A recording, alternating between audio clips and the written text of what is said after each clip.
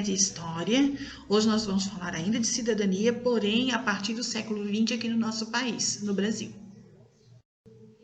Ok.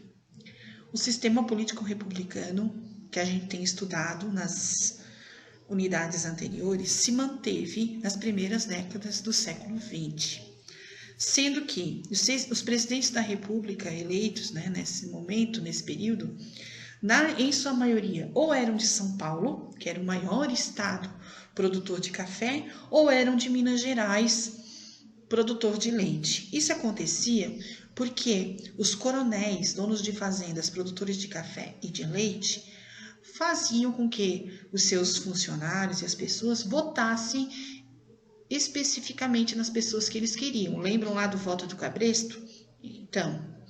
Então, ou os governantes eram de São Paulo ou eram de Minas Gerais. Por isso, governo café com leite. Mas em 1930 aconteceu algo diferente. Getúlio Vargas assume o poder e faz aí uma revolução, derrubando aí o último dos presidentes que eram desse esquema do café com leite. Bom, ao tomar posse, o Getúlio Vargas procurou se tornar bem simpático, principalmente às classes urbanas, aos trabalhadores, e criou o Ministério do Trabalho, e nesse acordo ele assinou várias leis para regulamentar os direitos e os deveres dos trabalhadores e também dos patrões. É importante lembrar que até 1930, São Paulo manipulava o resultado das eleições com o voto do Cabresto, certo? E a partir da chegada do Getúlio Vargas, isso não acontecia mais. Os coronéis de São Paulo já não estavam muito felizes porque tinham perdido o controle do país. Não conformados com isso, eles iniciaram um movimento antigetulista que exigia a elaboração de uma Constituição. Bom, o Getúlio Vargas, então, convocou uma Assembleia Constituinte e elaborou uma Constituição, que é a Constituição de 1934.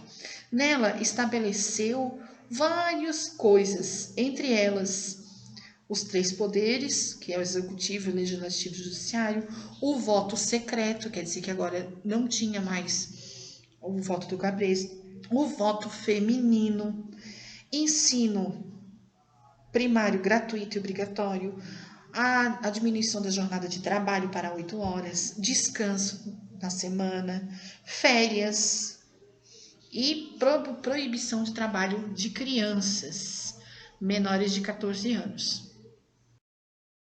A Constituição estabeleceu que após a sua promulgação, o primeiro presidente seria eleito pela Assembleia. E aí se elegeu o Getúlio Vargas, que iniciou um governo constitucional.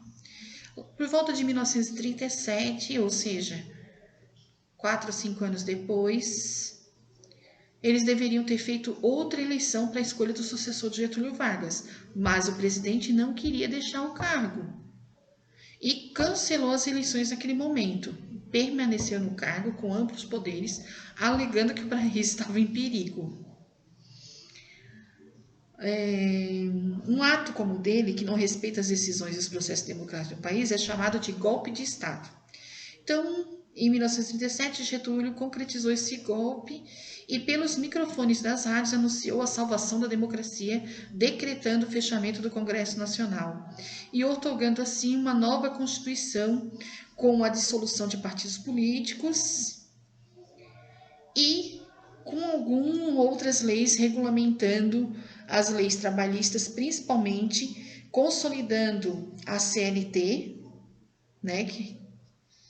que é uma consolidação de leis de trabalho. Vargas também foi responsável pela criação do Ministério do Trabalho do Brasil. Bom, após o governo Vargas, entre 1945 e 64, formaram um período em que houve uma redemocratização. Em relação à cidadania, é importante ressaltar que foi o fim do Estado Novo.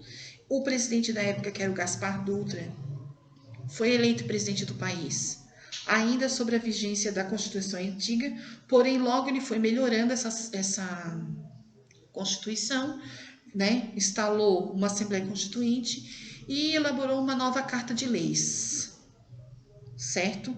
Nessa nova Carta de Leis, que entrou em vigor em 1946, ele estabeleceu, entre outros direitos, a igualdade de todos perante a lei, o voto secreto e universal para alfabetizados maiores de 18 anos, o direito de greve, liberdade de pensamento, credo religioso e a liberdade de expressão.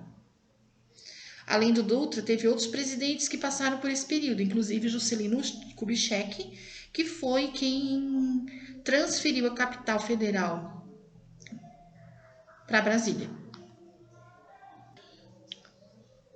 Bom, após o período ali de 45 a 64, iniciamos ali uma outra fase, que é o dos governos militares. Em 64, tiraram o João Goulart, que era o presidente da época, da presidência da República, levando-se a exilar-se no Uruguai. Acusavam ele de incentivar a desordem e de não combater a inflação. Havia um aumento muito grande dos produtos, né, de mercado e tal. Ao tomar o poder, os militares instituíram um novo governo que era marcado por restrições à liberdade e autoritarismo. Nesse período também foi elaborada outra Constituição, conhecida como a Constituição de 67, que, entre outras medidas, determinou o fim dos partidos políticos.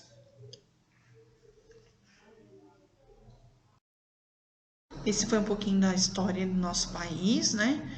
Leiam o texto para poder compreender melhor a história, façam as atividades, vamos tirar as dúvidas nas aulas ao vivo e lembre-se que nós estamos na apostila 8. Abraço e até mais.